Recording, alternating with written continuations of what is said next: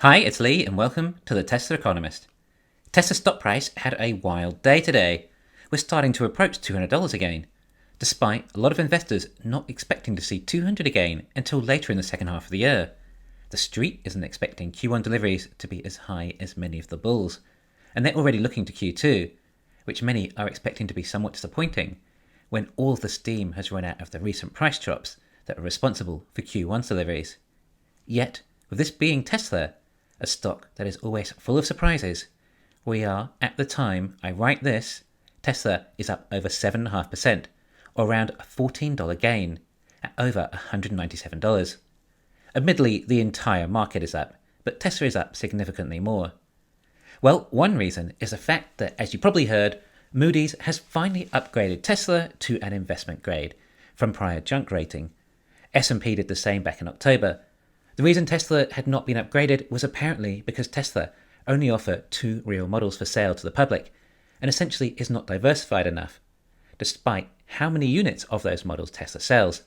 Anyway, Tesla is moving up in the rankings, and when they are more diversified with energy, a Cybertruck, semi-truck, and the Gen 3 vehicle, along with growing profits, then we should see Tesla work its way up the rankings there. Once it becomes more blue chip, then larger funds can also invest into Tesla. This is no doubt good news for Tesla, but what really drove the stock price was what everyone was waiting for yesterday: the China numbers.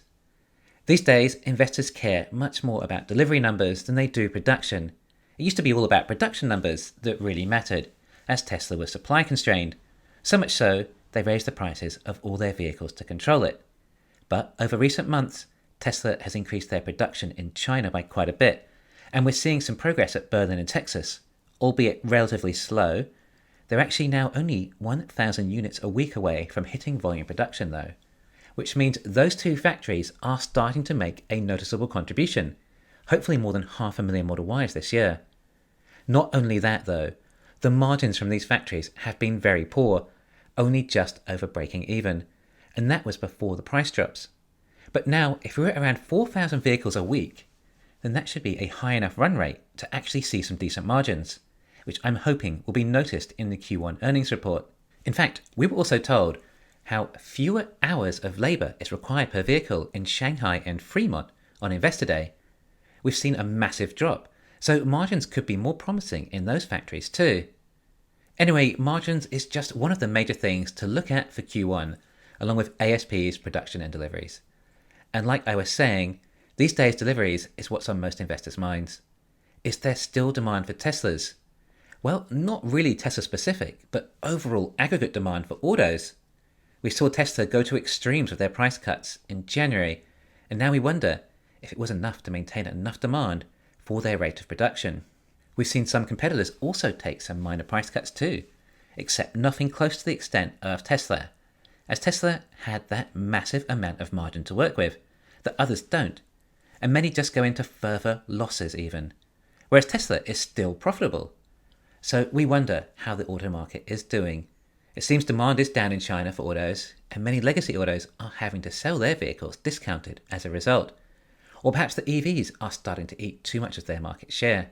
And a lot of investors are also concerned about Tesla's market share for EVs in China, due to so many low-cost Chinese competitors hitting the market, along with so many critics telling us how good a job the Chinese are doing, and Teslas are looking old and dated and haven't released any new models.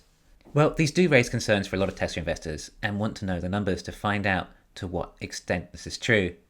So we got the Chinese insurance registrations for the week of March 13 to 19, and it came in at 18,712, up 10% from the 17,032 in the prior week. This is a good number and shows that there is still plenty of demand in China. So far this quarter, China sales have been low, but as we know, this is due to the fact that China is the export hub for Tesla, and Tesla do the majority of exporting in the first 2 months of the quarter. So in order for those vehicles to make it to their customers in time and to count as deliveries, this means we haven't really known what China demand is like this quarter until around now, and it looks like it's still solid. We know that demand in the US has been going well due to the fact that Tesla lowered their prices there, and then the government lowered the prices even further with the tax credit. So we expect US deliveries to be very strong, and possibly a lot of cars that were in transit and in inventory were also sold in addition to what was actually produced there, there is that potential. Europe has been the market that most investors are concerned with. Bear in mind, not all exports from China go to Europe. There are other markets like Australia, but Europe is still a big market for Tesla. We were hearing rumours that the Europeans were not happy about their cars not having ultrasonic sensors, and demand may have been affected by that, although supposedly Tesla have included them back now. We also hear that Europe is supposedly in more of a recession and aggregate demand may be down too. So we'll have to wait and see. And it's not even that long now until we find out the numbers. Q1 only has just over a week remaining, and then we'll get the delivery and production numbers.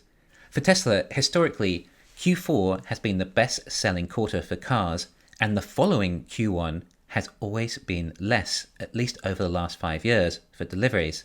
However, it seems very likely that this Q1 will beat the previous Q4. The question is, will this be the new level of continual demand that we expect to now see from Tesla at these price points? Or was this potentially a one-off, as there were so many price adjustments that convinced people to buy? Again, bear in mind though that Q1 is the slowest quarter, but this is also part of the reason why the market is already looking to Q2 to find some consistency in Tesla's new demand with their latest pricing. This could even be a run for Tesla's stock price now. Of course, it will strongly depend on what the Fed decide to do, which at this stage is a tough guess, but could possibly keep the markets rallying.